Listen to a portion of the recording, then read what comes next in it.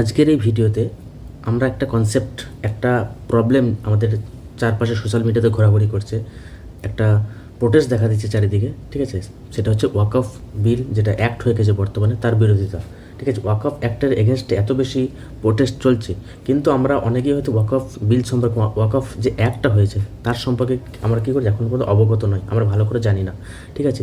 তার জন্য আমরা কি এই একটা ভিডিও আনতে চলেছি। এই ভিডিওর মাধ্যমে তোমরা কি পুরোপুরিভাবে ক্লিয়ার করে বুঝতে পারবে ওয়াকফ কী, কেনই বা সরকার ওয়াকফ অ্যাক্ট আনলো, কেন বা বিলটা আনলো, আর কেন অপোজিশনরা তার এগেনস্টে কথা বলছে, কেন মুসলিমরা এই ওয়াকফ অ্যাক্টের এগেনস্টে তারা প্রোটেস্ট করছে। তো সমস্ত কিছু ক্লিয়ার হবে তোমাদের ভিডিওর মাধ্যমে। যারা অপোজিশন আছে, যারা এর বিরোধিতা করছে তারাও দেখো, আর যারা বিলটাকে সাপোর্ট করছো তারাও দেখো। তোমরা তোমাদের ক্লিয়ার আন্ডারস্ট্যান্ডিং নেবে এই ভিডিওর মাধ্যমে, এবং এটা শুধুমাত্র এডুকেশনাল পারপাসে, কোনো রকম কন্ট্রোভার্সি ক্রিয়েট করার জন্য নয় ভিডিওটা, ওকে? তাই এটার মাধ্যমে তোমরা তোমাদের মতামত আমাদেরকে অবশ্যই কমেন্ট সেকশানে জানাবে। তাই আমি যেটা বলবো সেটা হচ্ছে সম্পূর্ণ গভর্নমেন্টের কথা এবং অপোজিশনের কথা, এবং যেটা বিলে প্রিভিয়াস যেটা ছিল এবং বর্তমানে যেটা চেঞ্জেস হয়ে এসেছে সেটার কথা বলবো, ঠিক আছে? নিজস্ব কথা, নিজস্ব মতামত একবারে দেবো না। তোমরা তোমাদের মতামত, বিলটাকে তুমি সাপোর্টও করতে পারো, আর বিলটার এগেনস্টও তুমি যেতে পারো, ওকে? সেটা সম্পূর্ণ তোমার মতামত। তো ভিডিওটা দেখার পর তোমার মতামতটা তুমি তৈরি করো, এটাই আশা রাখবো, ওকে? তো হ্যালো এভরিওয়ান, তোমাদের সকলকে ক্র্যাক বেঙ্গল ইউটিউব চ্যানেলে আরও একবার স্বাগত জানাই। আজকে আমরা যে একটা টপিকের উপর যেটা আলোচনা, সেটা হচ্ছে ওয়াকফ বিলের ওপর, ওকে? তো সর্বপ্রথম আমরা 5টা কোশ্চেনের আনসার দেবো এই ভিডিওর মাধ্যমে। ভিডিওর পারপাসটা কি? সর্বপ্রথম যেটা একটা মিসকনসেপশন চলছে, ওয়াকফ কী, ঠিক আছে? এটার সম্পর্কে আমরা দেখব। তারপর দেখব কি এটাকে ওয়াকফ, যে এটা কি, এটা রিলিজিয়াস ইস্যু, মানে মুসলিমদের ধর্মের ইস্যু, না হচ্ছে প্রপার্টি ইস্যু, জমি জায়গার ইস্যু, ঠিক আছে? এটার একটা পার্থক্যটা দেখব।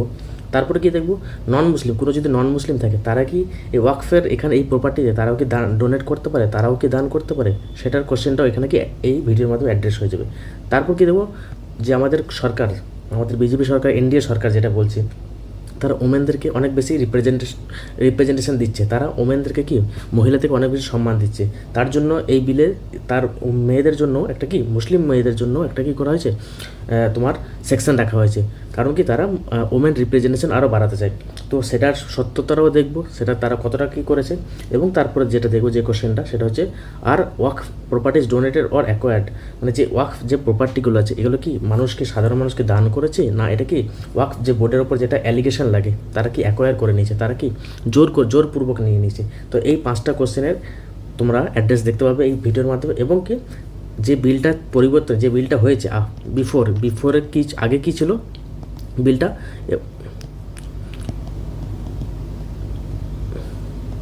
আগে কী ছিল এবং আফটার, ঠিক আছে? চেঞ্জেসের পর কী হয়েছে বিলটা, সেটা দেখব।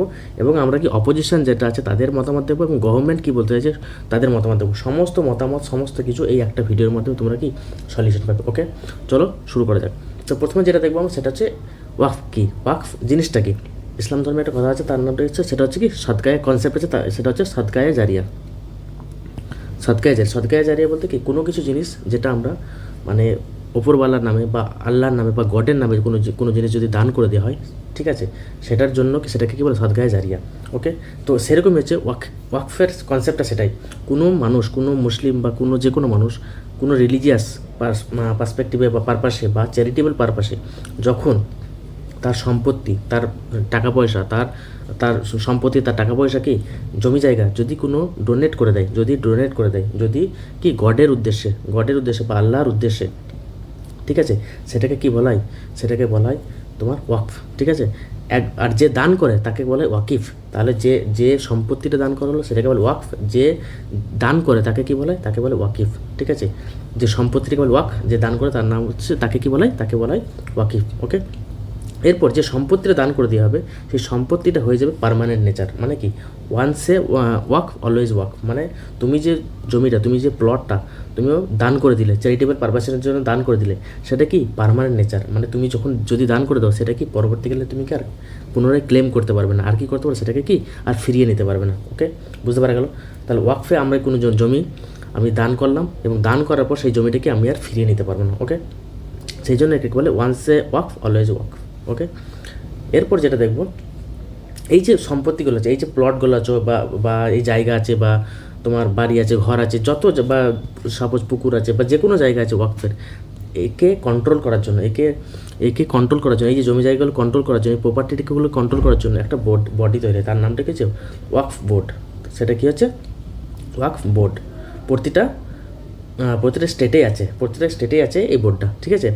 এই বোর্ডের কাজটা কি, এই বোর্ড কাজ হবে কি, যে কোনো যে সম্পত্তিগুলো, ওয়াকফের যে সম্পত্তিগুলো কী করা, কোনো রিলিজিয়াস পারপাসে বা কোনো কবরস্থান তৈরি করা বা কোনো হসপিটাল বা কোনো তোমার স্কুল তৈরি করার কাজে, মানে সাধারণ মানুষের বা মুসলিমদের বা সাধারণ মানুষের উপকারের জন্য, সাধারণ মানুষ যাতে সেখান থেকে পরবর্তীকালে মানে লাভ নিতে পারে, ঠিক আছে, পরবর্তীকালে সেখান থেকে কিছু নিতে পারে, সেই কারণের জন্য সেই বোর্ডগুলো কি তারা ম্যানেজমেন্ট করে এই সম্পত্তিগুলোর। ওকে,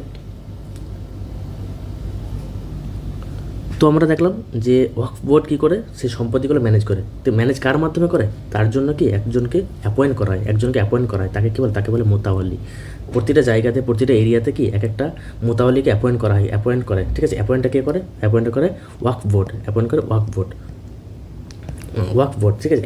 তার নাম কি মোতাওয়াল্লি কী করে, সেই প্রপার্টিকে দেখভাল করে, সেই প্রপার্টিকে কন্ট্রোল করে, সেই প্রপার্টিকে ম্যানেজ করে। ওকে, বুঝতে পারা গেল। এবার কী হয়েছে, সবথেকে বড় যে প্রবলেমটা হয়েছে, এই মোতাওয়াল্লির ওপর সবথেকে বেশি মিসম্যানেজমেন্ট এবং সবথেকে বেশি কি করাপশনের চার্জেস লাগছে। এই কারণে এই যে বিলটা আনা হয়েছে সেটা সরকার এটাই বলতে চাইছে। আস্তে আস্তে পরবর্তীকাল ভিডিওতে আমরা আরও ভালো করে বুঝতে পারবো। ওকে, তো বুঝতে পারলাম। তাহলে প্রথমে একবার রিক্যাপ করে নিই। প্রথম ওয়াকফ বোর্ড তৈরি হলো। ওয়াকফ বোর্ডটা কী হলো, ওয়াকিফ দিল, যে দান করলো তাকে কী হলো, সে ওয়াকিফ বলা হলো। তাহলে একবার রিক্যাপ করে নিই। তার রিক্যাপটা কি, প্রথমে কী হলো, একজনকে সম্পত্তি দান দিল ওয়াকিফ, ঠিক আছে, সম্পত্তি দান করলো, সম্পত্তিকে তাকে কী বল, তাকে আমরা বলবো ওয়াকিফ, ঠিক আছে। সম্পত্তি দান করে তাকে কী বললাম, তাকে বলবো আমরা ওয়াকিফ।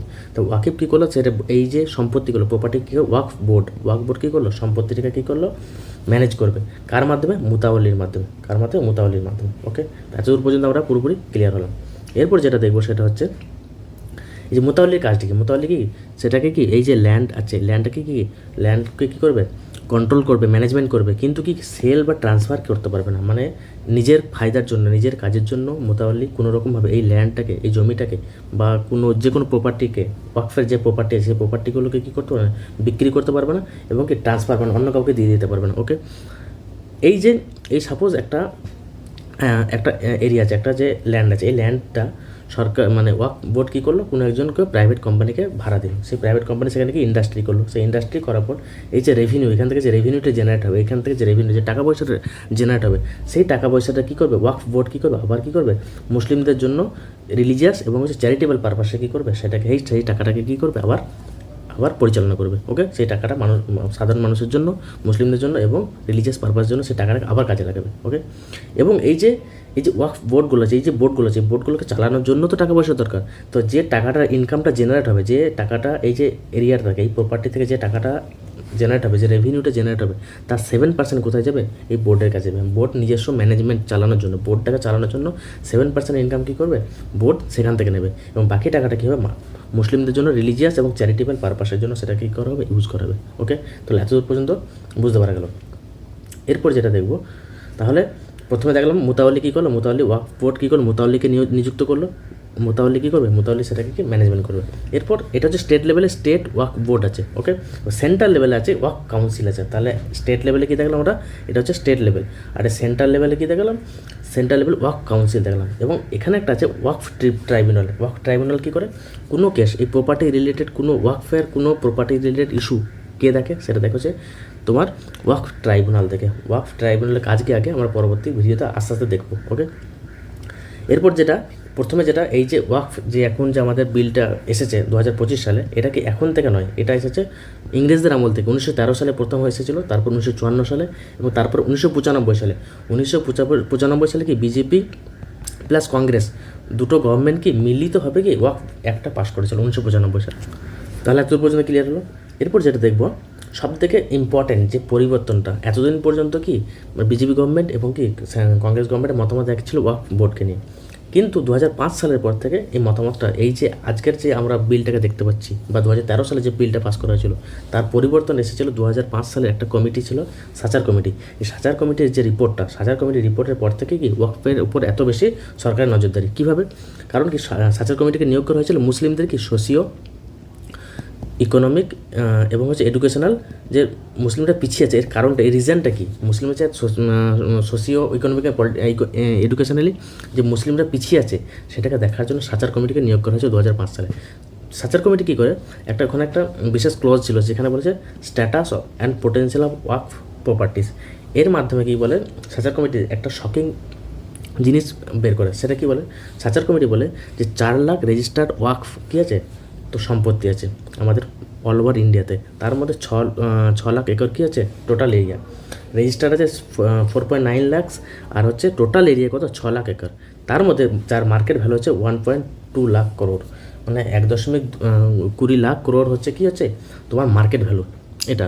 কিন্তু যেটা বলা হচ্ছে এটা কি অনলি 2.7%, অনলি কি 2.7% কী করছে আমাদের ওয়াকফ বোর্ড কী করছে, সেটার সম্পত্তিটাকে ইউটিলাইজ করতে পারছে, অনলি 2.7%। কিন্তু তার যদি সাচার কমিটি কী বলছে, সাচার কমিটি যে বলছে যদি 10% ইউটিলাইজ করতে পারে, 10% যদি ইউটিলাইজ করতে পারে তাহলে কি 12,000 কোটি টাকা ইনকাম হবে। কিন্তু এখন কত কোটি টাকা হচ্ছে, 163 কোটি টাকা। তাহলে ইয়ারলি এক বছরে আমাদের ওয়াকফ বোর্ড কী করছে, 163 কোটি টাকা কি ইনকাম করতে পারছে। কিন্তু এটা যদি 10% ইনকামটা বাড়ানো যায়, 2.7 থেকে 10% করে দেওয়া যায়, তাহলে 12,000 কোটি টাকা ইনকাম করা যাবে। কিন্তু এত বেশি ক্ষমতা আছে, মানে বলতে চাইছে সরকার, এটাই বলতে চাইছে যদি 12,000 কোটি টাকা ইনকাম করা হয়, 12,000 কোটি টাকা যদি সরকার মুসলিমদের জন্য খরচা করে, মুসলিমদের চ্যারিটেবল পারপাসের জন্য সেটাকে খরচা করে, তাহলে মুসলিমদের অনেক বেশি উন্নতি হবে। তাই এর ম্যানেজমেন্টের জন্য সরকার কী করছে, এই বিলটা আনতে চলেছে। এটা হচ্ছে সরকারের বক্তব্য। কারণ কি সরকার কী বলতে চাইছে, আমরা সাচার কমিটির রিপোর্ট থেকে এটা তৈরি করছি। ওকে, কারণ কি সাচার কমিটির রিপোর্টে বলেছে 163 কোটি টাকা এখন ইনকাম হচ্ছে, কিন্তু সেটা কি 12,000 কোটি টাকা ইনকাম করার মতো কি ক্ষমতা আছে ওয়াকফ বোর্ডের। ওকে, তো এরপর দেখি 2013 সালে কী হলো। এরপর যেটা হচ্ছে তোমার একটা রিকমেন্ডেশন দিল। কে রিকমেন্ডেশন দিল, সাচার কমিটি রিকমেন্ডেশন দিল কি যে আন্ডার ইউটিলাইজেশন হচ্ছে, মিসম্যানেজমেন্ট হচ্ছে ওয়াকফ প্রপার্টির জন্য। তার জন্য তার রিকমেন্ডেশনে কী দিল, যে strict rule for better management, রুলটা কি স্ট্রিক্ট করতে হবে, ডিজিটাল রেকর্ডিং করতে হবে, যতগুলো প্রপার্টি আছে সেটাকে ডিজিটালি রেকর্ড করতে হবে। তারপরে কি পাওয়ার অফ ওয়াকফ ট্রাইব্যুনাল, যে ট্রাইব্যুনালের যে পাওয়ারটা আছে সেটাকে কি ম্যানেজ করতে হবে। তারপর ওমেন রিপ্রেজেন্টেশনকে বাড়াতে হবে, তারপরে টাইমলি সার্ভে করতে হবে, আর নন মুসলিমকে কি অ্যাড করতে হবে। এটাই হচ্ছে সবথেকে ইম্পর্টেন্ট জিনিস এখানে, নন মুসলিমকেও অ্যাড করতে হবে সেই বোর্ডে। কারণ কি বলতে চাইছে, ওয়াকফ যে ম্যানেজমেন্ট, যে প্রপার্টিগুলো আছে সেই প্রপার্টিগুলোকে বেটার ম্যানেজমেন্ট করার জন্য কি নন মুসলিমকেও অ্যাড করতে হবে। এই 6টা রিকমেন্ডেশন কে দিয়েছিল, সাচার কমিটি দিয়েছিল। ওকে, এরপর 2013 সালে কি ওয়াকফ সাচার কমিটির রিপোর্ট অনুযায়ী কী হয়, ওয়াকফ অ্যামেন্ডমেন্ট অ্যাক্ট পাস করা হয়। তারপরে কী হয়, 2024 সালে 8ই আগস্ট, 8 আগস্ট কী হয়, আবার কি সরকার কী করে নতুন করে ওয়াকফের বিল আনে। ওকে, যে বিলটার জন্য কি যেটা বলে ওয়াকফ অ্যামেন্ডমেন্ট বিল 2024 আর মুসলমান ওয়াকফ রিপিল বিল 2024। তো এটার জন্য কি সরকার কী করে নতুন করে তৈরি করতে শুরু করে। তো এই যে বিলটা আনার সঙ্গে সঙ্গে কী হয়, প্রচুর বিরোধিতা শুরু হয়। বিরোধিতা শুরু হওয়ার সঙ্গে সঙ্গে কী করে সরকার কী করে, এটাকে জয়েন্ট পার্লামেন্টারি কমিটি থেকে পাঠিয়ে দেয়। জয়েন্ট পার্লামেন্টারি কমিটিতে কারা কারা থাকে, বিভিন্ন স্টেক হোল্ডার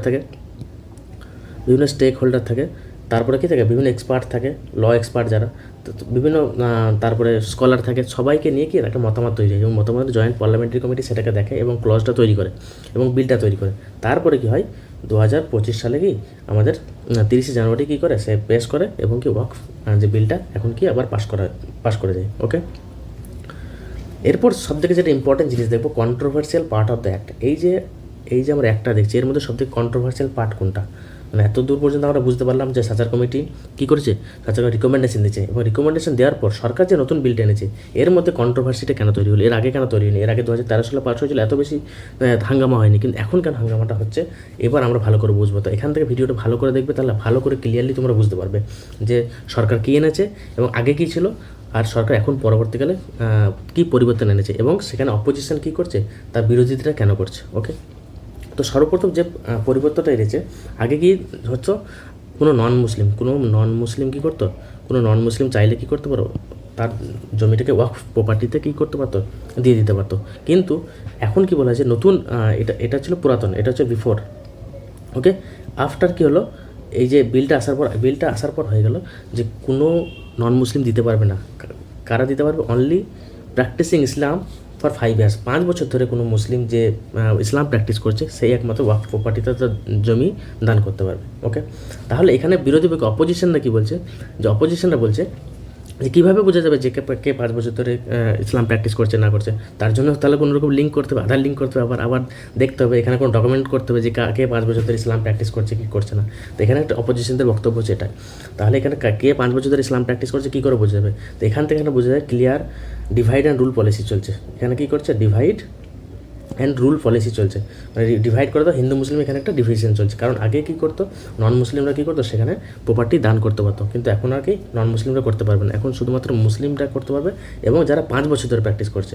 ওকে, তাহলে এখানে একটা ক্লিয়ার ডিভিশন আমরা দেখতে পাচ্ছি। নেক্সট যে জিনিসটা হলো সেটা হচ্ছে কি, সবথেকে ইম্পর্টেন্ট জিনিসটা হচ্ছে ওয়াকফ বা ইউজার। ওয়াকফ বা ইউজারের কনসেপ্টটা কি?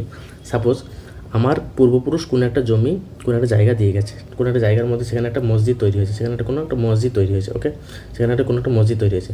সেই জায়গাটায় কী হলো, সেই জায়গাটা 20 বছর, সাপোজ 20 বছর ধরে সেখানে কী হচ্ছে, তোমার নামাজ পড়া হচ্ছে সেই মসজিদটার মধ্যে।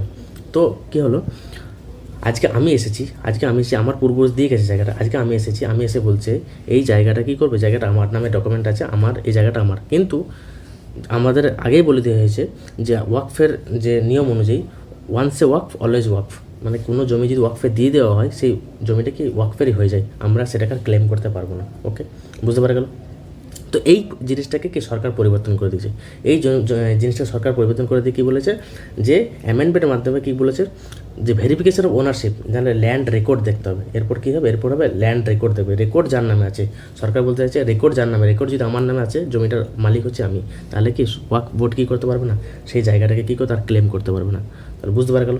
তাহলে এই যে রেকর্ডটা, এটা চেক করবে কে? সেটা চেক করবে তোমার ডিস্ট্রিক্ট কালেক্টর। ডিস্ট্রিক্ট কালেক্টর কী করবে, আমার এই যে ডকুমেন্টটা আছে, এই ডকুমেন্টটা আমি গিয়ে দেখাবো এবং ডকুমেন্টটা দেখে ডিস্ট্রিক্ট কালেক্টর সেটা চেক করবে এবং চেক করে যদি বলে যে এটা ওনারশিপ আমি, তাহলে আমি পেয়ে যাবো। ওকে, কিন্তু ওয়াকফ বা ইউজার মতে আগে কী ছিল, যদি কোনো জায়গা বহু বছর ধরে যে ওয়াকফ সেটাকে ক্লেম করে রেখেছে বা ওয়াকফের কাজ, মানে ইসলামিক বা কোনো চ্যারিটেবল কাজ চলছে, সেখানে কি কোনো মানুষ সেই জায়গাটা সে ওয়াকফে যদি হয়ে যায় সেটা, তাহলে সেখানে সেই মানুষটা কী করতে পারবে না, সেটাকে ক্লেম করতে পারবে না। ওকে, বুঝতে পারা গেল? তো এখানে এর পরিপ্রেক্ষিতে আমাদের অপোজিশনরা কী বলছে সেটা দেখবো। অপোজিশনরা কী বলছে, এখানে অপোজিশনরা বলছে তোমার সাপোজ কোনো একটা জায়গা আছে, কোনো একটা মসজিদ আছে, কোনো একটা বা হিস্ট্রিক্যাল ইমারত, সাপোজ তাজমহল আছে, ঠিক আছে, তাজমহলে প্রপার কোনো ডকুমেন্টস নেই, তাজমহলে কী আছে, প্রপার কোনো ডকুমেন্টস নেই, সাপোজ নেই। তো তাজমহলটা কী হচ্ছে, ওয়াকফ বোর্ডের আন্ডারে আসছে, বা কোনো একটা মসজিদ আছে, ওয়াকফের আন্ডারে আছে।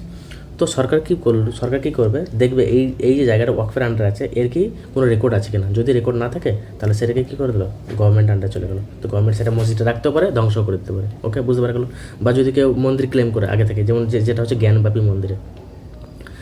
মন্দিরের ক্ষেত্রে যেটা আমরা দেখলাম যে প্রবলেমটা চলছে, সেখানে কী হয়েছে, সেটা ওয়াকফ বলছে এটা আমার জায়গা, কিন্তু ওখানে কী বলছে, একটা মন্দির আছে। তাই এই জায়গাটা যদি দেখা যায় যে ওয়াকফের কাছে কোনো রকম রেকর্ড নেই, তাহলে ওটা কী হয়ে যাবে, সেটা সরকার কী করতে পারে, মসজিদটা ভেঙে দিতে পারে। তো এটা হচ্ছে অপোজিশনদের প্রবলেম। অপোজিশনটা এটাই তুলছে যে কোনো ওয়াকফ বা ইউজারের মতে যে কোনো জমি যদি ক্লেম করে নেয়, যে প্রপার ডকুমেন্টস, আগেকার দিনে তো ডকুমেন্টস ছিল না, তো যদি ডকুমেন্টস না থাকে, তাহলে সেটা কী হচ্ছে, ডিরেক্টলি গভর্নমেন্টের হয়ে যাবে। বুঝতে পারা গেল? তো এখান থেকে বোঝা গেল। তো কী হয়েছে, প্রবলেমটা কি, 5973টা টোটাল এতগুলো জায়গা ওয়ার্ল্ড ইন্ডিয়াতে ওয়াকফ বোর্ড কী করেছে, ওয়াকফ বোর্ড এখন পর্যন্ত ক্লেম করে রেখেছে। ওয়াকফ বোর্ড কী করেছে, ক্লেম করে রেখেছে এতগুলো জায়গা কি ওয়াকফ বোর্ডের আন্ডার আছে। তো সেটাকে এখনও পর্যন্ত কেস চলছে। তো এই কারণে সরকার বলতে চাইছে এই এতগুলো জায়গা যে ওয়াকফ বোর্ড ক্লেম করে রেখেছে, কিন্তু তার এখনও সেটেলমেন্ট হচ্ছে না। সেটেলমেন্ট না হওয়ার কারণে কি, বিভিন্ন করে ইনফ্রাস্ট্রাকচার বা রোড বা রেলওয়ে, ঠিক আছে, সমস্ত কিছু কি ইনফ্রাস্ট্রাকচার হচ্ছে না। তো সরকার কী হচ্ছে, এই কারণে বলতেছে ওয়াকফ বা ইউজারের এটা কনসেপ্ট এনেছে। তো এর মাধ্যমে কী হয়েছে, ডিস্ট্রিক্ট কালেক্টর কী দেখবে, ডিস্ট্রিক্ট কালেক্টর দেখবে যে টোটাল ডকুমেন্ট দেখবে, যদি ডকুমেন্ট দেখে যে এটা হচ্ছে ওয়াকফের আন্ডারে, তাহলে ওয়াকফের কাছে চলে যাবে, যদি না থাকে সেটা গভর্নমেন্টের আন্ডারে চলে যাবে। সেটা কি, যে কোনো পুকুর হতে পারে, কোনো জায়গা হতে পারে, ঠিক আছে, যদি নো রেকর্ড থাকে, তাহলে সেটাকে অটোমেটিক্যালি গভর্নমেন্টের আন্ডারে সেটা চলে যাবে, তাহলে ওয়াকফের আন্ডারে থাকবে না। তো ওয়াকফ যতই ক্লেম করুক, তার কাছে যদি কোনো রকম রেকর্ড না থাকে, তাহলে সেই রেকর্ডটা যদি না থাকে, তো ওয়াকফের আন্ডারে সেই জায়গা থাকবে না। তাতে সেখানে মসজিদ থাকুক বা যাই থাকুক বা কোনো হিস্ট্রিক্যাল প্লেস থাকুক, যাই থাকুক, সেটা গভর্নমেন্টের কাছে ডিরেক্টলি চলে যাবে। বুঝতে পারা গেল? এবার গভর্নমেন্ট সেই জায়গাটা নিয়ে কী করবে, সেটা গভর্নমেন্টের ব্যাপার। তাহলে এটা অপোজিশনের মতামত দেখলাম, গভর্নমেন্টের মতামত দেখলাম। এরপর যেটা হচ্ছে 3 নম্বর যেটা প্রবলেম, সেটা হচ্ছে সার্ভে নিয়ে, 4 নম্বর যেটা লিমিটেশন পিরিয়ড নিয়ে, আর হচ্ছে ট্রাইব্যুনাল নিয়ে। এবার আস্তে আস্তে দেখবো, ঠিক আছে। সাপোজ যে what decide which properties Waqf in a state, মানে কীভাবে ডিসিশন নেবে, কে ডিসাইড করে যে এই যে জায়গাটা আছে, এটা ওয়াকফের আন্ডারে এসেছে, কে ডিসিশন নেয়। তো আগে কী ছিল, স্টেট গভর্নমেন্টের সহযোগিতায় স্টেট ওয়াকফ বোর্ড কী করতো, একজন সার্ভে কমিশনারকে নিয়োগ করতো। সেই সার্ভে কমিশনার কী করতো, স্টেটে গিয়ে দেখতো, প্রতিটা জায়গা গিয়ে দেখতো, ঠিক আছে, জায়গাগুলো দেখতো যে এটা ওয়াকফের আন্ডারে আসছে কিনা। দিয়ে দেখা গেলো সাপোজ 10টা এই স্টেটের মধ্যে, ওয়েস্ট বেঙ্গল স্টেটের মধ্যে হচ্ছে কি 10টা জায়গা হচ্ছে ওয়াকফের আন্ডারে চলে আসছে। তাহলে কী করলো, তারা কী করবে, ওয়াকফ বোর্ডকে একটা নোটিফিকেশান দেবে এবং নোটিফিকেশানের মাধ্যমে কি জানিয়ে দেবে এই 10টা জায়গা কী হলো, এই 10টা জায়গা কি আমাদের ওয়াকফ বোর্ডের আন্ডারে আসলো। তাহলে কি দেখলাম আগে কী ছিল, এটা হচ্ছে বিফোর। ওকে, আগে কী ছিল যে একজন স্টেট গভর্নমেন্টের সহযোগিতায় স্টেট ওয়াকফ বোর্ড একজন সার্ভে কমিশনারকে নিয়োগ করবে। সেই সার্ভে কমিশনার কী করবে, সার্ভে করবে গোটা স্টেটে সার্ভে করার পর সেখানে দেখবে যে কতগুলো জায়গা ওয়াকফ বোর্ডের আন্ডারে আসছে। সেই সাপোজ একটা স্টেটের মধ্যে 10টা জায়গা ওয়াকফ বোর্ডের আন্ডারে আসলো, তো তারা কী করবে, ওয়াকফ বোর্ডকে একটা নোটিফিকেশনের মাধ্যমে জানিয়ে দেবে যে এই 10টা জায়গা কী হলো, আমাদের ওয়াকফ বোর্ডের আন্ডারে এসেছে। এবার সাপোজ কোনো ব্যক্তি, সাপোজ আমার একটা জায়গা আছে, ঠিক আছে, এই জায়গাটা আমার, এটা ওয়াকফ বোর্ডকে ক্লেম করেছে, এটা আমার। তা আমার কাছে 1 বছর টাইম থাকবে, 1 বছরের মধ্যে কী করতে হবে, আমাকে কি এর এগেনস্টে কেস ফাইল করতে হবে। কোথায় করতে হবে, সেটা ট্রাইব্যুনালে করতে হবে, ওয়াকফ ট্রাইব্যুনালে করতে হবে। তাহলে কি এবার যে ওনারশিপ রাইটসে আমাকেই দেখাতে হবে। মানে সাপোজ এটা বিফোর বলছি, আগে ছিল কোনো জায়গা কে সার্ভে করতো সার্ভে কমিশনার, যেটা স্টেট ওয়াকফ বোর্ড করতো। ওকে, সার্ভে কমিশনার বলে দিল যে এতগুলো জায়গা কী হচ্ছে, আমাদের স্টেটের ওয়াকফের আন্ডারে চলে এসছে।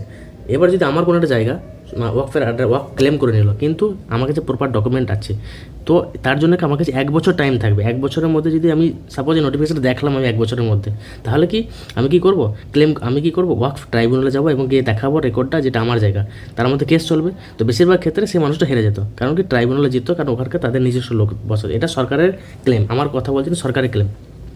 এবার যদি আমি দেখতেই পেতাম না যে নোটিফিকেশান বেরিয়েছে, ঠিক আছে, আর 1 বছর পেরিয়ে গেছে বা 2 বছর হয়ে গেছে, তখন কি আমার কাছে আর কোনো রাস্তা থাকতো না, সেটা অলওয়েজ ওয়াকফের আন্ডারে চলে যেত, কিছু করা থাকতো। 1 বছরের মধ্যে আমি যদি ক্লেম করতাম তো করতাম, না করলে আমার কাছে আর কোনো টাইম ছিল না। ওকে, বুঝতে পারি, এটা আগে ছিল। তো সরকার এটাকে পরিবর্তন করে দিয়েছে, এবং পরিবর্তন করে দেওয়ার পর কী করেছে, ডিস্ট্রিক্ট কালেক্টরকে, যে সার্ভে কমিশনার ছিল তাকে বাদ দিয়ে ডিস্ট্রিক্ট কালেক্টরকে কী বলে দিয়েছে, সেটা দেখভাল করার জন্য। এবং ডিস্ট্রিক্ট কালেক্টর কী তার কী দেখবে, টোটাল তোমার রেকর্ড দেখবে, এবং রেকর্ড দেখার পর ডিস্ট্রিক্ট কালেক্টর ডিসিশন নেবে যে এটা গভর্নমেন্টের ল্যান্ড না হচ্ছে ওয়াকফের প্রপার্টি। ওকে, যদি দেখে গভর্নমেন্টের ল্যান্ড তাহলে গভর্নমেন্টকে দিয়ে দেবে, আর যদি দেখে ওয়াকফের তাহলে ওয়াকফে দিয়ে দেবে। বুঝতে পারা গেল? তাহলে আগে আমার কাছে ছিল 1 বছর, কিন্তু সেটাকে এখন হাটিয়ে দেওয়া হয়েছে। পরবর্তীকালে এবার চেঞ্জেসটা কী আছে, লেভেল লিমিটেশন পিরিয়ডটা দেখি। তাহলে 1 বছরের মধ্যে আমাকে ক্লেম করতে হতো, আর আগে কী করতো, সার্ভে কমিশনার ছিল, এখন সেটাকে পরিবর্তন করে দিয়ে কী হলো, অ্যামেন্ডমেন্টের পর আফটার কী করে দিল, করে দিল ডিস্ট্রিক্ট কালেক্টর হাতে, কী করে দিল, সার্ভেটা কার হাতে দিল, ডিস্ট্রিক্ট কালেক্টর হাতে। ওকে, এবার লিমিটেশন পিরিয়ডটা কী দেখে, সাধারণত এইখানটা দেখো, সাধারণত কোনো একটা জমি আছে আমার, এই জমিটা আমাকে ইললিগালিভাবে দখল করে নিয়েছে। তাহলে কি আমার কাছে কি টোটাল 12 বছর টাইম থাকে।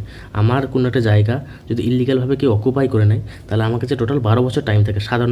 নর্মালি 12 বছর টাইম থাকে। 12 বছরের মধ্যে আমি সেটাকে কোর্টে কেস ফাইল করতে পারি। যদি কোনো গভর্নমেন্টের ল্যান্ড থাকে, গভর্নমেন্ট কী করতে 30 বছরের মধ্যে সেটাকে কেস ফাইল করতে পারে যে গভর্নমেন্টের ল্যান্ড ইললিগালি অকুপাই হয়ে গেছে। কিন্তু ওয়াকফ বোর্ডের কাছে কোনো রকম টাইম পিরিয়ড ছিল না। ওয়াকফ বোর্ড কি যখন খুশি 100 বছর পরও কোনো জায়গাকে ক্লেম করে দিতে পারে, ঠিক আছে। এটা ওয়াকফ বোর্ডের কাছে এতটাই পাওয়ার ছিল। তো সেটা কি হয়ে গেছে, পরবর্তীকালে সেই জিনিসটা চেঞ্জ হয়ে যায়, এবং সরকার কী করে দেয়, সরকার এই লিমিটেশন পিরিয়ডটাকে চেঞ্জ করে দেয় এবং সেটাকে নর্মাল 12 বছরই রেখে দেয়। 12 বছর রেখে দেয়। মানে কোনো একটা জায়গা ওয়াকফ বোর্ড সাপোজ ক্লেম করলো, এটা হচ্ছে ওয়াকফ বোর্ডের আন্ডারে। ওকে, তো ওয়াকফ বোর্ডের কাছে তার সেই মানুষটাকে, আমার কাছে ধর আমি একটা সাধারণ মানুষ, আমার কাছে 12 বছরই টাইম থাকবে। আগে কি ছিল, 1 বছর ছিল। তাহলে আগে দেখলাম ওটা 1 বছর, তাহলে এখন সেটা হয়ে গেল কি 12 বছর। তাহলে আমার কাছে 12 বছর টাইম থাকছে। 12 বছরের মধ্যে যদি আমি আমার প্রপার ডকুমেন্ট দেখাতে পারি, তাহলে সেই জমিটাকে আমি ফেরত পেয়ে যাবো, ঠিক আছে। বুঝতে পারলাম? তাহলে লিমিটেশনের পিরিয়ডটা বুঝতে পারা গেলাম। এরপর যেটা হচ্ছে নেক্সট, যেটা ট্রাইব্যুনালের ওপর কী পরিবর্তন হয়েছিল। ট্রাইব্যুনাল আগে কি নর্মাল কেসে কী হয়, আমাদের যদি কোনো প্রপার্টি ইস্যু হয়, আমরা কি কোনো সিভিল কোর্ট বা রেভিনিউ কোর্টে যাই। কিন্তু ইন কেস অফ ওয়াকফ বোর্ডের ওপর যদি কোনো রকম কেস হয়, তাহলে কি প্রপার্টি ডিসপিউট হয়, তাহলে আমাদের কোথায় যেতে হতো, ওয়াকফ ট্রাইব্যুনালে যেতে হতো, এবং বেশিরভাগ ক্ষেত্রে ওয়াকফ ট্রাইব্যুনালই জিততো, ঠিক আছে। এটা ক্লেম করছে সরকারের তরফ থেকে, কারণ কি ট্রাইব্যুনাল ডিসিশন ছিল ফাইনাল। এই ডিসিশনের এগেনস্টে আমি কোনো রকম হাইকোর্ট বা সুপ্রিম কোর্ট কোথাও যেতে পারবো না। হাইকোর্ট বা সুপ্রিম কোর্ট কোথাও যেতে পারবো না, কারণ এই ওয়াকফ ট্রাইব্যুনালের ডিসিশনটা কী ছিল, ফাইনাল। বুঝতে পারেন, কিছু কিছু ক্ষেত্রে আমরা যেতে পারতাম যদি কোনো টেকনিক্যাল এরর বা কোনো লিগাল এরর বা কনস্টিটিউশনাল ম্যাটার থাকতো, তখন কি আমরা সুপ্রিম কোর্টে যেতে পারতাম, কিন্তু এটা খুবই লিমিটেড পিরিয়ডে। তাহলে আমরা কি দেখলাম, নর্মাল টাইমে আমরা সিভিল কোর্ট বা রেভিনিউ কোর্টে যাই, কিন্তু ওয়াকফের কেসের ক্ষেত্রে কী হয় সেটা আমাদেরকে কোথায় যেতে হতো, ওয়াকফ ট্রাইব্যুনালে যেতে হতো। তো এটা ছিল বিফোর। ওকে, তো এটাকে কী করে দিল, পরিবর্তন করে দিল, এটাকে পরিবর্তন করে দিয়ে এটাকে পরিবর্তন করে দিয়ে কী হলো, এখন যেটা হবে, সাপোজ আমার কোনো জায়গা নিয়ে ইস্যু হয়েছে ওয়াকফ বোর্ডের সাথে, তো আমি কোথায় যাবো, ট্রাইব্যুনালে যাবো প্রথমে। এবং ট্রাইব্যুনালে গিয়ে আমি স্যাটিসফাইড হলাম না, তারপরে কি আমরা 90 দিনের মধ্যে, আমার কাছে 90 দিন টাইম থাকবে। ট্রাইব্যুনাল সাপোজ ভার্ডিক্ট দিল, ভার্ডিক্ট দিয়ে স্যাটিসফাইড হলো, 90 দিনের মধ্যে আমি কোথায়, হাইকোর্টে যেতে পারবো। তাহলে আগে আমাদের যেটা ওয়াকফ বোর্ডের আন্ডারেই মানে ট্রাইব্যুনাল হাতে ছিল, সেটাকে এখন হাইকোর্টের হাতে চলে গেলো। এটা একটা পরিবর্তন হলো, তো এটা কি হলো, আফটার হয়ে গেল। ওকে, এরপর সাপোজ ওয়াকফ কোনো জায়গা ক্লেম করেছিল, কোনো জায়গায় ক্লেম করেছিল, এবং ক্লেম করার পর বলে কি কোনো রকম রেকর্ড দেখাতে পারলো না, তাহলে সেই জায়গাটাকে অটোমেটিক্যালি গভর্নমেন্টের আন্ডারে চলে যাবে। তাহলে এটা একটা বুঝতে পারা গেল, যদি ওয়াকফ কোনো রকম রেকর্ড না দেখাতে পারে, সেটা অটোমেটিক্যালি কি গভর্নমেন্ট, মানে এতটাই পাওয়ার ওয়াকফের হাত থেকে কিন্তু ছিনিয়ে নেওয়া হলো, সেটা গভর্নমেন্টের আন্ডারে পুরোপুরি চলে গেলো। কারণ কি, গভর্নমেন্টকে কি আর জঙ্গল কাটতে হবে না, কারণ জঙ্গল কাটলে তো অনেক প্রোটেস্ট হচ্ছে, তাই সরকার কী করলো, একটা ইজি রাস্তা লয়ের মাধ্যমে, অ্যাক্টের মাধ্যমে কী করে ইজি রাস্তা একটা দেখলো, যে ওয়াকফ বোর্ডের আন্ডারে অনেক জায়গা আছে, সেখানগুলো নিয়ে আমরা কী করব, ইনফ্রাস্ট্রাকচারে কাজে লাগাবো। ওকে, এরপর যেটা হচ্ছে আরেকটা মেন প্রবলেম, যেটা ওয়াকফ আলাল ওলাদ, ঠিক আছে, এটা একটা ইনহেরিটেন্স রাইটস বলা হয়। আগে কী হতো, সাপোজ আমাদের দাদু, ঠিক আছে, দাদুর পর আমরা আছি, আমার বাবার আছে, তারপর আমরা আছি। ওকে, এরপর ধরো আমার বাবার বোন আছে, ঠিক আছে, পিসিরা আছে, তারপর আমার বোনরা আছে। ওকে, তো আমার দাদু সাপোজ একটা কথা বলে গেল যে আমাদের লিগাল, আমাদের যে সাকসেসর মানে লাস্ট আমি, ঠিক আছে, লাস্ট আমি, তো আমি মারা যাওয়ার পর যদি আমার পরে আর আমার কোনো সাকসেসর না থাকে, তাহলে কী হবে, আমার যে প্রপার্টিগুলো আছে, এই যে প্রপার্টিগুলো আছে, প্রপার্টি কি ওয়াকফের আন্ডারে চলে যাবে, ওয়াকফের আন্ডারে চলে যাবে। ওকে, তো এই জায়গাটা আগে ছিল, কিন্তু এখন সরকার কি আফটার অ্যামেন্ডমেন্ট সরকার কী করে পরিবর্তন আনে কী বলে, যদি কোনো ফিমেল থাকে কি তারাও কী হবে, এটার অধিকার পাবে, এই যে প্রপার্টির অধিকার তারাও পাবে। তো ডিরেক্টলি ওয়াকফের আন্ডারে সেটা যাবে না, যদি ফিমেল থাকে তারাও তাদের অধিকারটা পাবে, তারপর সেটা কী হবে, ওয়াকফের আন্ডারে যাবে। বুঝতে পারা গেলো, যদি আমার পর যদি সাপোজ আমার ডটার আসলো, ঠিক আছে, সেও যদি থাকে, সে ক্লেম করবে আগে, সে পাবে, তারপরে যদি সে না থাকে তখন কী হবে, ওয়াকফের আন্ডারে যাবে। বুঝতে পারা গেলো, এটাকে বলা হয় ওয়াকফ আলাল ওলাদ। তাহলে এখানে পুরোপুরিভাবে ক্লিয়ার হলো। তাহলে এখানে সরকার বলতে চাইছে আমরা কি ওমেনদেরকে ইকুয়াল রাইট এবং ইকুয়াল শেয়ার, ইকুয়াল রিপ্রেজেন্টেশন দেওয়ার জন্য এই অ্যামেন্ডমেন্টের মাধ্যমে, মানে মেয়েদেরকে একটু সশক্তিকরণ করার জন্য এটাকে করা হয়েছে। বুঝতে পারা গেল। তো এখানে একটা আমাদের ইকরা হাসান বলে একজন এমপি আছে, তোমার ইউপি থেকে ইকরা হাসান পার্লামেন্টে খুব সুন্দর বলেছে। ইকরা হাসানের বক্তব্য, তিনি বলেছে যে এনডিএ গভর্নমেন্ট আছে বা বিজেপি গভর্নমেন্ট, যেখানে এই বিজেপি গভর্নমেন্টের 240টার মধ্যে একজনও ওমেন রিপ্রেজেন্টেশন মুসলিম নেই, ঠিক আছে। তাহলে বলে ইকরা হাসানের বক্তব্য যে ওমেন রেজিস্ট্রেশন মুসলিম কোনো এমপি নেই, তাহলে সেই পার্টি কী করে ওমেনদের উপর, মেয়েদের উপর কি ইকুয়াল রাইটসের কথা বলে। বুঝতে পারা গেলো, এটা হচ্ছে অপোজিশনের বক্তব্য, আমার নয়, অপোজিশনের বক্তব্য। এরপর যেটা হচ্ছে পরিবর্তন আনে composition of authorities, Waqf board এবং ওয়াকফ কাউন্সিলের ওপর কী হয়, এখানে সবথেকে বড় যে পরিবর্তনটা, সেখানে কী হয়েছে, দুজন নন মুসলিমকে কী হয়েছে, সেখানে কি এক্স অফিসের চেয়ারম্যান হিসেবে কী করা হয়েছে, সেখানে অ্যাড করা হয়েছে। ওকে, এবং দুজন ওমেনকেও কী করা হয়েছে, সেখানে অ্যাড করা হয়েছে। এখানে 11টা মেম্বারের মধ্যে দুজন নন মুসলিম, এখানে 22টার মধ্যে দুজন নন মুসলিমকে অ্যাড করা হয়েছে। এই যে নন মুসলিমটা থাকবে, তারা কি শুধুমাত্র কী করতে পারবে, অ্যাডমিনিস্ট্রেটিভ কাজ দেবে, কিন্তু কোনো রিলিজিয়াস ম্যাটারটা দেখবে না। রিলিজিয়াস ম্যাটারটা কে দেখে, আমাদের মুতাওয়াল্লি, কিন্তু অ্যাডমিনিস্ট্রেটিভ ম্যাটারটা দেখবে, কোনো রকম কি রিলিজিয়াস ম্যাটারটা দেখবে না, এটাও বলে দেওয়া হয়েছে ক্লিয়ারলি। তো আর একটা পরিবর্তন যেটা হচ্ছে ওয়াকফ ট্রাইব্যুনালের যে কম্পোজিশন, ওয়াকফ ট্রাইব্যুনালটা কি দেখো সেন্ট্রাল, প্রথমে দেখলাম সেন্ট্রাল লেভেলে থাকে। তো ওয়াকফ ট্রাইব্যুনাল আগে ছিল একজন মুসলিম ল এক্সপার্ট ছিল, কিন্তু এখন সেটা পরিবর্তন করে দিয়ে কী হয়েছে, এখন সেটা পরিবর্তন, একজন ডিস্ট্রিক্ট জাজ থাকবে বা জয়েন্ট সেক্রেটারি লেভেলের একজন স্টেট গভর্নমেন্ট এটা গিয়ে করবে। তাহলে ওয়াকফ ট্রাইব্যুনালে এখানে অপোজিশনটা কী বলছে, আগে ওয়াকফ ট্রাইব্যুনালে কী থাকতো, মুসলিম ল এক্সপার্ট থাকতো। ওকে, মুসলিম ল এক্সপার্ট থাকতো, যেখানে কী হতো মুসলিমটাই বা ওয়াকফ কি বেশিরভাগ জিততো। কিন্তু এখন কী হচ্ছে, ওয়াকফ ট্রাইব্যুনালে পরিবর্তন করে দিয়েছে ডিস্ট্রিক্ট জাজ এবং হচ্ছে জয়েন্ট সেক্রেটারি, যেটা স্টেট গভর্নমেন্ট কী করবে, স্টেট গভর্নমেন্ট নিযুক্ত করবে। তাহলে এখানে অপোজিশনের বক্তব্য যে স্টেটের হয়ে তো সে কথা বলবে, সে আর ওয়াকফ বোর্ডের হয়ে কীভাবে কথা বলবে, বুঝতে পারলো? এটা হচ্ছে অপোজিশনের বক্তব্য। এরপর এই জিনিসটাকে পুরো জিনিসটাকে আমরা সাম আপ করি, কী ছিল আগে, এটা হচ্ছে তোমার বিফোর আর এটা হচ্ছে তোমার আফটার। একবার সাম আপ করে নিই। সাম আপটা জিনিসটা কি, প্রথমে কী হচ্ছে, নন মুসলিমরা কি ওটাকে ডোনেট করতে পারতো, তারা এখন কী হয়েছে, যারা 5 বছর ধরে কি প্র্যাকটিস করছে ইসলাম, তারা একমাত্র কী করতে পারবে, সেটাকে কী করতে পারবে, ডোনেট করতে পারবে। তারপর আগে হচ্ছে ওয়াকফ বা ইউজার, মানে কোনো জমি আমরা ইউজ করছি বহু বছর ধরে, তাহলে সেটা ওয়াকফের আন্ডারে চলে যেত। কিন্তু এখন কী হচ্ছে, প্রপার ডকুমেন্টস চাই, রেকর্ড চাই, যেটা কে দেখবে, ডিএম দেখবে। এটা পরিবর্তন হয়। তারপর আর কিছু আগে কি তো কোনো জায়গা ছিল, জায়গাটাকে সার্ভে করতে কে, সার্ভে কমিশনার। ওকে, সার্ভে কমিশনার সেটা করার পর 1 বছর টাইম থাকতো। যে ব্যক্তি, কোনো ব্যক্তির জায়গা যদি ক্লেম করে নিচ্ছে ওয়াকফ বোর্ড, তো সেই ব্যক্তির কাছে 1 বছর টাইম থাকতো। 1 বছরের মধ্যে তাকে কী করতে হতো, তাকে ওয়াকফ ট্রাইব্যুনালে যেতে হতো। কিন্তু এখন সেটাকে ডিএম সার্ভে করবে এবং তার কাছে কি 12 বছরই টাইম থাকবে। ওকে, তারপর কি লিমিটেশন ছিল আগে, এটাই বললাম, লিমিটেশন ছিল আগে কি 1 বছর ছিল, 1 বছরের মধ্যে ক্লেম করতে হতো এবং সেই ব্যক্তিটাকে বলতে হতো, দেখাতে হতো তার ডকুমেন্টস। সে যদি ডকুমেন্ট না দেখাতে পারতো তাহলে কি ওয়াকফের আন্ডারে চলে যেত। এখন কী হয়েছে, সেটা কী হয়েছে, 12 বছর আছে, 12 বছর টাইম পিরিয়ড তাকেও দেওয়া হয়েছে। কী আছে এরপর, কী আছে ট্রাইব্যুনাল পাওয়ার। ট্রাইব্যুনালের পাওয়ার কি, আগে ছিল ট্রাইব্যুনাল, যে ওয়াকফ ট্রাইব্যুনাল তার কাছে সে সর্বা ছিল। এখন কী আছে, সেটা হাইকোর্ট এবং সুপ্রিম কোর্ট পর্যন্ত তুমি যেতে পারবে। ওকে, তারপর ওয়াকফ আলাল আওলাদ, আগে মেয়েরা কি ওমেনদের রাইট ছিল না, মানে ছেলেদের এটা শেষ, মানে ওয়াকফে মানে সেই জায়গাটা কী হয়েছে, ওয়াকফের আন্ডারে চলে যেত। এখন কি ওমেন রাইটসও ইকুয়ালভাবে দেওয়া আছে, যদি বিয়েও হয়ে যায় তারপরেও সেই ওমেনটা কি ইকুয়াল রাইটস পাবে। তারপর একটা কি, যে ওয়াকফ বোর্ডে আগে কিছু অনলি মুসলিম ছিল, এখন কি 2 জন নন মুসলিমকেও করা হয়েছে। আর ওয়াকফ ট্রাইব্যুনালে কী হয়েছে, ল এক্সপার্ট, মুসলিম ল এক্সপার্ট ছিল, এখন কি ডিস্ট্রিক্ট জাজকে চেয়ারম্যান করা হয়েছে। তাহলে এগুলো, এটা ছিল আগে, এটা হচ্ছে আফটার। তাহলে এটা সাম আপ করে দিলাম পুরো জিনিসটাকে একবারে বোঝার জন্য। এতক্ষণ যেটা দেখলাম সেটা পুরোপুরিভাবে এখানে ক্লিয়ারলি তুমি বুঝতে পারবে। এরপর হচ্ছে কয়েকটা জিনিসের আমরা কোশ্চেন আনসার বের করবো, যেটা হচ্ছে কি, এটা যে ওয়াকফ যে ডিসপিউটটা, ঠিক আছে, এই যে ডিসপিউটটা, এটা কি রিলিজিয়াস ইস্যু না প্রপার্টি ইস্যু। ওকে, এটা হচ্ছে সবথেকে বড় আমাদের কোশ্চেন। আমরা যে মুসলিমরা যে শুধু মুসলিমরা যে লড়ছে, ঠিক আছে, মুসলিমটা কেন লড়ছে, এটা মুসলিমটা কি বলতে চাইছে, এটা কি রিলিজিয়াস ইস্যু। আর বা নন মুসলিম যারা আছে তারা কি বলতে চাইছে, কি এটা হচ্ছে কি, তারা বলতে চাইছে কি এটা হচ্ছে তোমার প্রপার্টি ইস্যু। বা গভর্নমেন্ট কী বলতে চাইছে, এটা কি গভর্নমেন্ট বলতে চাইছে এটা কি প্রপার্টি ইস্যু। ওকে, তো রিলিজিয়াস ইস্যু না প্রপার্টি ইস্যু, এটা আমরা ক্লিয়ার করে বুঝবো। ওকে, তা রিলিজিয়াস ইস্যু কি, যদি কোনো সাপোজ এই যে জায়গাটা আছে, ঠিক আছে, যেটা চ্যারিটেবল পারপাসে এবং যেটা ধার্মিক কাজে, মানে মসজিদ তৈরি করা, মাদ্রাসা তৈরি করা, যে জিনিসটা কাজে তৈরি হচ্ছে, সেটা কি হচ্ছে ওয়াকফ। সেটাকে কি বলে ওয়াকফ, যে আমি যেটা দান করছি সেটা কি ওয়াকফের। কার জন্য ফর দ্য সেক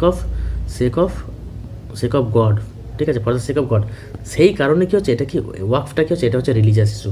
কিন্তু এই যে বোর্ডগুলো আছে, ওয়াকফ বোর্ড বা ওয়াকফ ট্রাইব্যুনাল, ওকে, এগুলো কি, এটা হচ্ছে কি, এটা হচ্ছে মুসলিম পার্সোনাল ল, এটা একটা পার্ট। সেই জন্য কি এটা হচ্ছে কি, এটা হচ্ছে প্রপার্টি ইস্যু। তাহলে এই যে বোর্ডটা আছে এবং কাউন্সিলটা আছে, এটা হচ্ছে প্রপার্টি ইস্যু।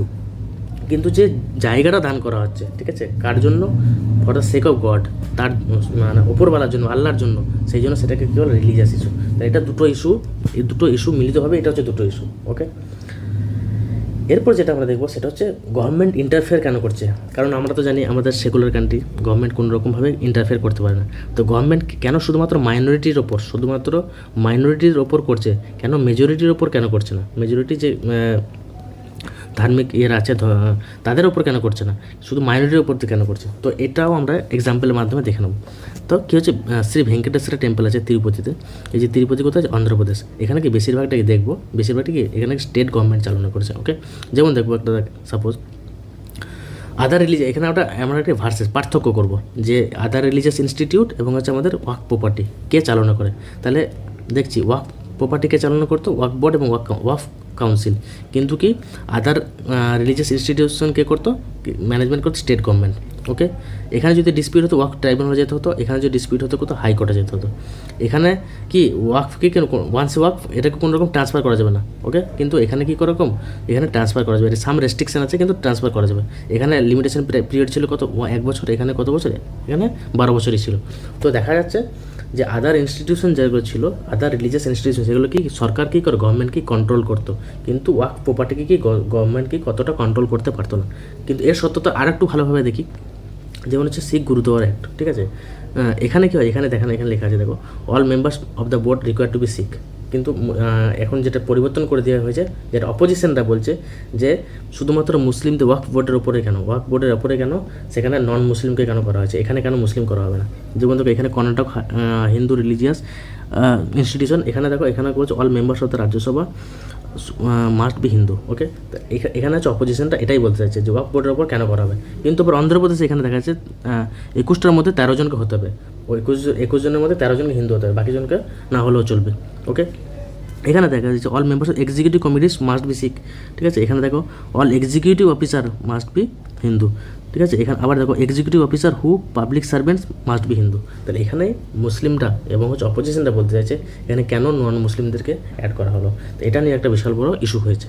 ওকে, তাহলে এতদূর পর্যন্ত আমরা বুঝতে পারলাম যে গভর্নমেন্ট কী বলতে চাইছে, গভর্নমেন্ট একটার মাধ্যমে কী এনেছে, এবং হচ্ছে অপোজিশনটা কী বলতে চাইছে। পুরো জিনিসটা কি আমাদের মধ্যে ক্লিয়ার হলো, এবং আমরা কী করতে পারছি, এখন নিজস্ব একটা মতামত তৈরি করতে পারবো। ওকে, তো এরপর একটা ইম্পর্টেন্ট জিনিস দেখবো, যেটা একটা প্রফেসর আছে, প্রফেসর ফাইজান মুস্তাফা, খুব বড় ধরনের একজন প্রফেসর, অনেকেই মানে। তো উনি বলতে চাইছেন যে এটা যদি আমাদের সুপ্রিম কোর্টে চ্যালেঞ্জ করা হয়, সুপ্রিম কোর্টে চ্যালেঞ্জের মাধ্যমে এটাকে আর্টিকেল 14 ভায়োলেট হচ্ছে এবং আর্টিকেল 26 ভায়োলেট হয়েছে। 26 আর্টিকেল 26 কী বলছে, freedom of manage religious affairs. ঠিক আছে, আর আর্টিকেল 40 ইকুয়াল রাইটস। ঠিক আছে, ইকুয়াল রাইটসের কথা বলছে আর্টিকেল 40। তো এই দুটোর কি আমাদের ফান্ডামেন্টাল রাইট, যেটা ফান্ডামেন্টাল রাইটে কি ভায়োলেট হচ্ছে। তো এর এগেনস্টে সুপ্রিম কোর্টে এখন পিটিশন ফাইল হয়েছে, এরপর দেখা যাক সুপ্রিম কোর্ট কী রায় দেয়। ওকে, তো এতদূর পর্যন্ত আশা করছি তোমাদের ভিডিওটা পছন্দ হলো এবং তোমরা বুঝতে পারলে, ক্লিয়ারভাবে তোমাদের কনসেপ্টটা ক্লিয়ার হলো। ওয়াকফ বোর্ড কী, কী জনের ওপর প্রোটেস্ট চলছে, সরকার কী বলতে চাইছে, অপোজিশন কী বলতে চাইছে। তো have a good day, thank you. যদি ভালো লাগে লাইক, শেয়ার এবং সাবস্ক্রাইব করে দাও।